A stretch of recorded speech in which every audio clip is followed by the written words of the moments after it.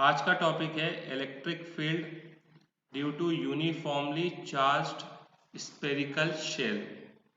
भाई शेल का मतलब इस स्फीयर की जो थिकनेस है वो बहुत कम है।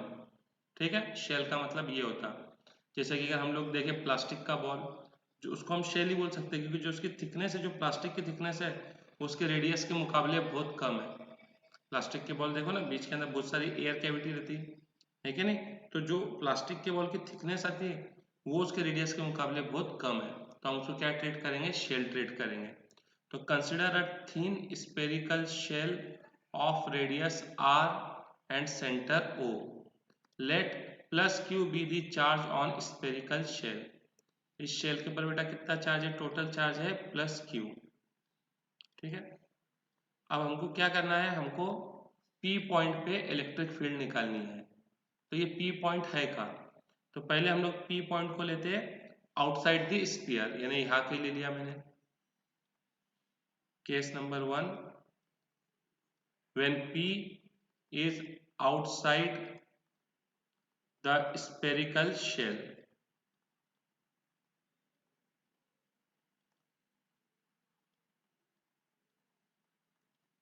ठीक है, अब ये जो P पॉइंट है इसकी सेंटर से दूरी है r। ठीक है, ये दूरी है स्मॉल r। अब बेटा देखो हमको क्या निकालना है, इलेक्ट्रिक फील्ड, और हम लोग एप्लीकेशन ऑफ गॉस थ्योरम पढ़ रहे हैं, इन्हें गॉस थ्योरम का इस्तेमाल करना है। तो बेटा गॉस थ्योरम के लिए सबसे पहले हम लोग क्या इस्तेमाल करते हैं, गॉसियन सरफेस। क्या इस्तेमाल करते हैं, गॉसियन सरफेस। तो देखो बेटा यहाँ पे मैं गॉसियन सरफेस लूंगा। गॉसियन सरफेस कैसे लिया मैंने, तो गॉसियन सरफेस बेटा मैंने लिया in the form of sphere, in the form of sphere of radius small r and center O। ठीक है, तो हम गॉसियन सरफेस बना लेते हैं जिसका सेंटर O है और बेटा रेडियस कितना है r है। तो गॉसियन सरफेस ड्रॉ कर, तो देखो बच्चों ये हमने गॉसियन सरफेस ले लिया। ठीक है, ग्रीन वाला हमारा क्या है, गॉसियन सरफेस है। अब बेटा हम लोग क्या करते थे, इस गॉसियन सरफेस का क्या निकालते थे, फ्लक्स निकालते थे। ठीक है, तो बेटा सबसे पहले फ्लक्स निकालने के लिए हमको इलेक्ट्रिक फील्ड लाइंस भी तो पता होना चाहिए। तो बेटा इसकी इलेक्ट्रिक फील्ड लाइंस कुछ ऐसी आएंगी, पॉजिटिव चार्ज है तो इलेक्ट्रिक फील्ड लाइंस क्या होंगी, दूर जाएंगी ऐसे, इस तरीके से।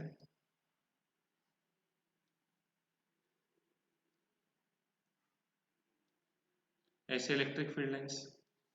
ठीक है बेटा, फिर हम क्या करते थे, जो हमारा गॉसियन सरफेस था उसको छोटी छोटी एरिया में बांट देते थे। तो देखो मैंने गॉसियन सरफेस को छोटी छोटी एरिया में बांट दिया और एक रैंडम छोटी एरिया ले लिया ds। और ये एरिया क्या थी, वेक्टर क्वांटिटी थी।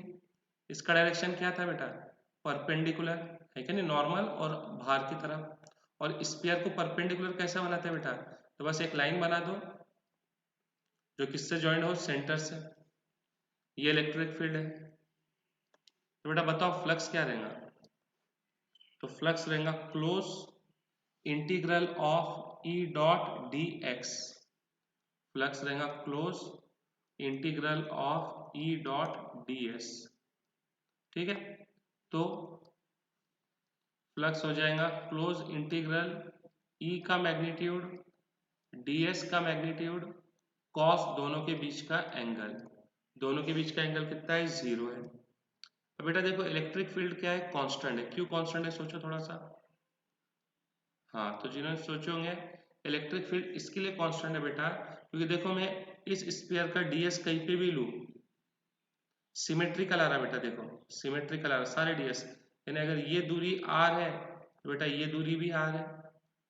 तो बेटा हर पॉइंट पे इलेक्ट्रिक फील्ड कैसे आएंगी, एक जैसे आएंगी। क्यों, क्योंकि मैं जितने भी ds ले रहा उन सबकी सेंटर से दूरी कितनी है, r। और बेटा चार्ज तो हर जगह पे एक जैसा है, ये जो चार्ज है ये हर जगह पे कैसा है, एक जैसा है कि नहीं। तो इलेक्ट्रिक फील्ड हर पॉइंट पे कैसी रहेंगी, एक जैसी। तो इलेक्ट्रिक फील्ड को हम लोग बाहर निकाल लेते हैं। अब बेटा क्लोज इंटीग्रल ऑफ ds, बेटा हमने क्या करते थे, स्फीयर की सरफेस एरिया को छोटी छोटी एरिया ds में बांट दिए थे।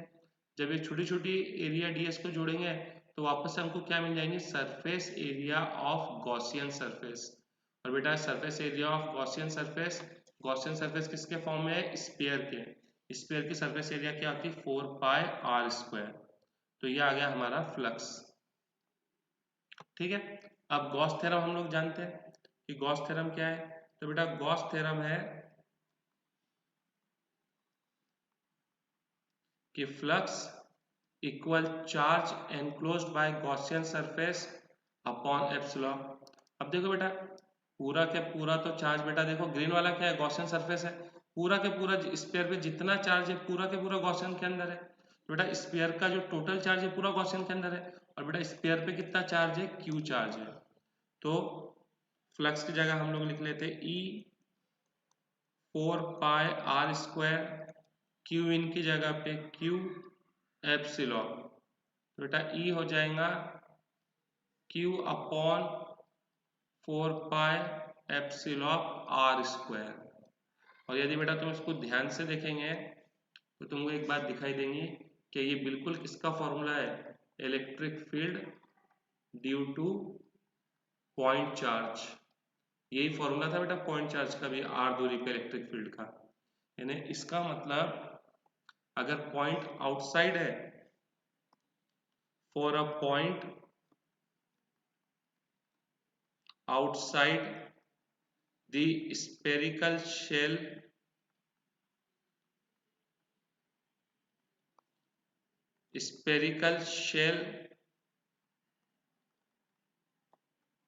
कैसा बिहेव करेगा, point charge will behave as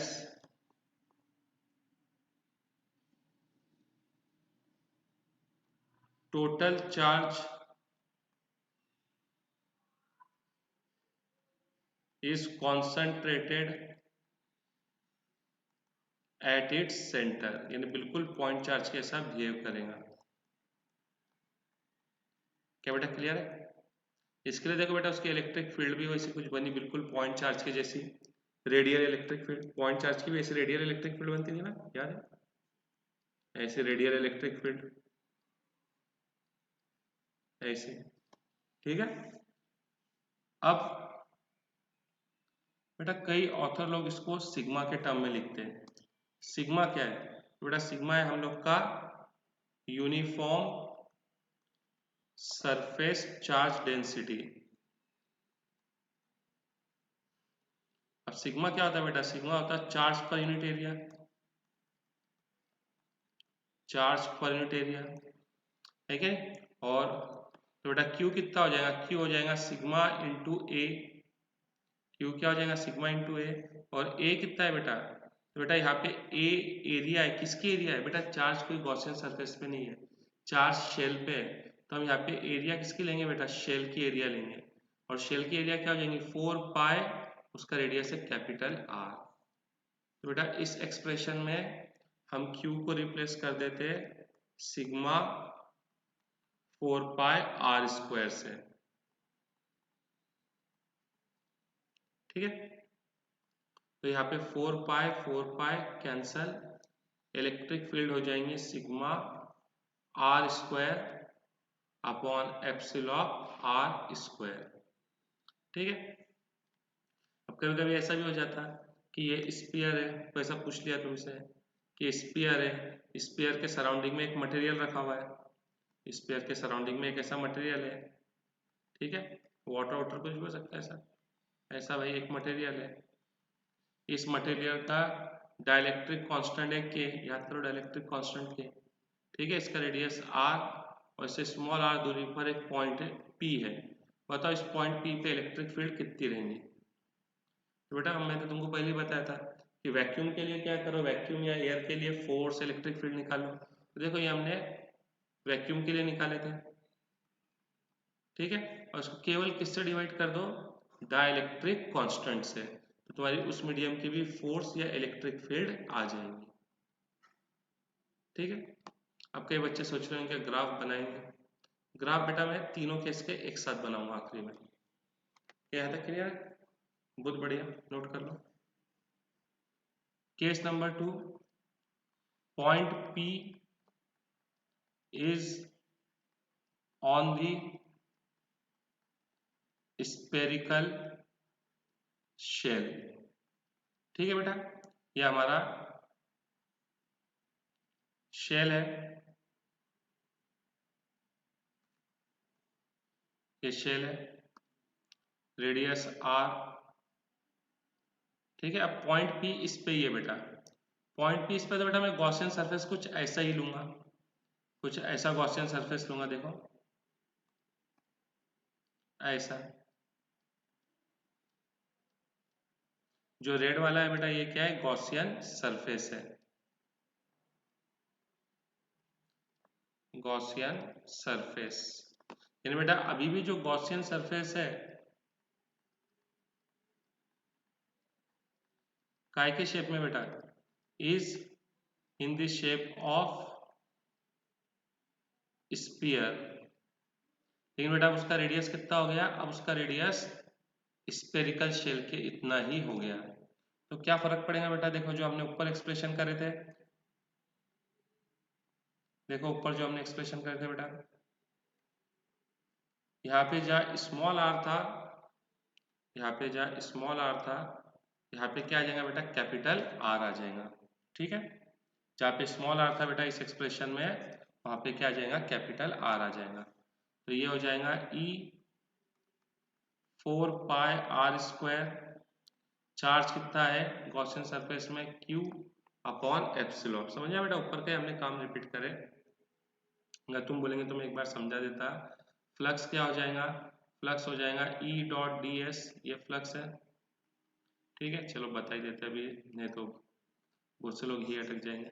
flux E dot D S, बेटा ई डॉट डी एस का मतलब क्या होता, ई डॉट डी एस का मतलब होता बेटा magnitude of E, magnitude of D S cos दोनों के बीच का एंगल। तो देखो गॉसियन सरफेस को हमने छोटी छोटी एरिया में बांट दिया, ds ये उसकी एरिया वेक्टर। तो बेटा इसकी इलेक्ट्रिक फील्ड कैसी थी, ऊपर बनाए थे हमने, इलेक्ट्रिक फील्ड कुछ ऐसी इस शेप की थी, positive charge sphere spherical shell पे, कुछ ऐसी कहानी थी। ठीक है, ऐसा ये इलेक्ट्रिक फील्ड है। तो देखो बेटा इलेक्ट्रिक फील्ड और ds दोनों कैसे सेम डायरेक्शन में, तो दोनों के बीच में कितना एंगल है, जीरो, कॉस जीरो कितना हो जाएगा, 1। तो बेटा फ्लक्स हो जाएगा, अब E क्या है बेटा, कांस्टेंट है, मैं ऊपर बता चुका, E को बाहर निकाल लो, क्लोज इंटीग्रल ऑफ ds। अब हमने बेटा क्या करे थे, गॉसियन सरफेस को छोटी छोटी एरिया ds में बांटे थे, जब ये छोटी छोटी एरिया ds को जोड़ेंगे तो वापस से क्या मिलेगा, गॉसियन सरफेस का सरफेस एरिया। गॉसियन सरफेस का सरफेस एरिया कितना हो जाएगा, 4 पाई आर स्क्वायर, ये आ गया फ्लक्स। और गॉस थ्योरम हमको क्या बोलता है बेटा, गॉस थ्योरम हमको बोलता है कि फ्लक्स इसके बराबर है, तो फ्लक्स बराबर है चार्ज एनक्लोज्ड, ये फ्लक्स लिख लिया मैंने, ये फ्लक्स लिखा, चार्ज गॉसियन सरफेस में कितना चार्ज है, Q अपॉन में एप्सिलॉन। तो बेटा E हो जाएगा Q upon 4 pi epsilon capital R square. ऊपर वाले एक्सप्रेशन में स्मॉल आर था, यहाँ कैपिटल आर है। क्या बेटा क्लियर है, ठीक है कि नहीं। अब वही काम तुम कर सकते हो बेटा कि Q की जगह क्या डाल सकते हैं, तो हमने जैसा ऊपर पढ़े कि सिग्मा क्या है, सरफेस चार्ज डेंसिटी यानी चार्ज पर यूनिट एरिया। तो Q क्या हो जाएगा, सिग्मा ए, ए यहाँ पे किसकी एरिया देंगे, स्फीयर की, स्पेरिकल शेल की, स्पेरिकल शेल की एरिया कितनी है, 4 पाई आर स्क्वायर। तो Q की जगह में लिख सकता sigma 4 pi R square, 4 pi epsilon R square, 4 pi pi R square cancel, बेटा E हो जाएगा सिग्मा अपॉन एप्सिलॉन। ठीक है, और ये अगर मैं तुमको बोल दूं क्या तुमको किसी मीडियम में इलेक्ट्रिक फील्ड निकालनी है, तो फिर तुम क्या करेंगे बेटा, बस जो तुमने वैक्यूम में इलेक्ट्रिक फील्ड निकाले उसको किससे डिवाइड कर देंगे, डाइलेक्ट्रिक कांस्टेंट से। ठीक है, third case, when point P is inside the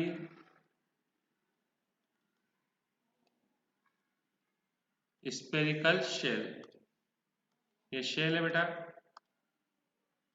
charge यहाँ पे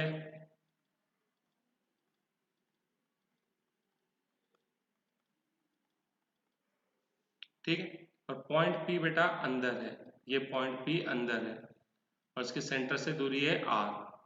इस समय बेटा मैं गॉसियन सरफेस किसके शेप में लूंगा, स्फीयर के शेप में, जिसका सेंटर क्या है O और रेडियस कितना है r। ये गॉसियन सरफेस हो गया हमारा, ठीक है। तो बेटा फ्लक्स क्या रहेगा, चार्ज एनक्लोज्ड अपॉन एप्सिलॉन। अब बेटा देखो, अब गॉसियन सरफेस के अंदर कोई चार्ज नहीं है, जो भी चार्ज है वो गॉसियन सरफेस के बाहर है, अंदर तो कोई चार्ज नहीं है, ठीक है। तो क्यू इन क्या हो जाएगा, जीरो, तो फ्लक्स भी क्या हो जाएगा, जीरो। अब फ्लक्स क्या था, फ्लक्स था close integral of E dot D S. तो बेटा अगर ई डॉट डी एस जीरो, इसका मतलब ई भी क्या हो जाएगा, जीरो हो जाएगा, यानी अंदर कोई इलेक्ट्रिक फील्ड है ही नहीं, सारी के सारी फील्ड लाइन तो बेटा बाहर है।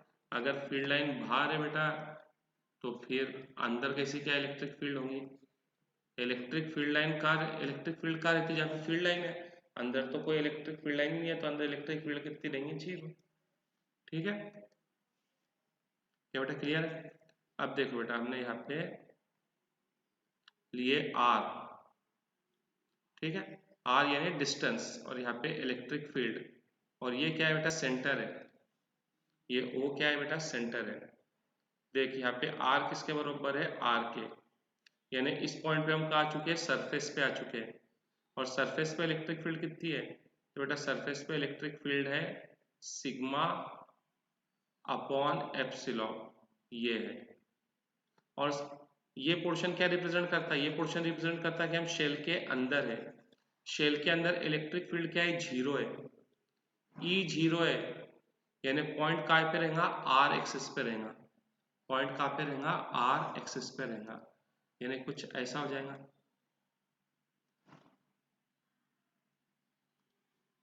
कुछ ऐसा,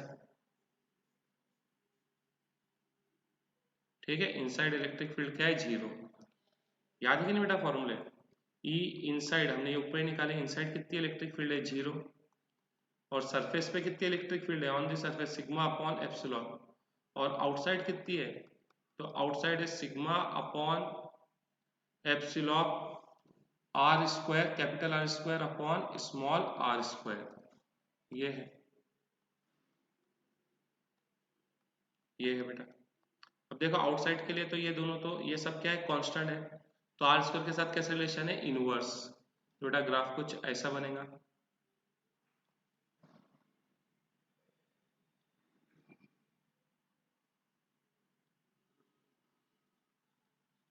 ठीक है बेटा, ये ग्राफ है। इनसाइड क्योंकि इलेक्ट्रिक फील्ड क्या है, जीरो है, इसके लिए ये लाइन ऐसी बनेगी। जब R इक्वल R हो गया, हम कहाँ पे आ गए, सरफेस पे आ गए, सरफेस पे इलेक्ट्रिक फील्ड कितनी है, सिग्मा अपॉन एप्सिलॉन, क्लियर है।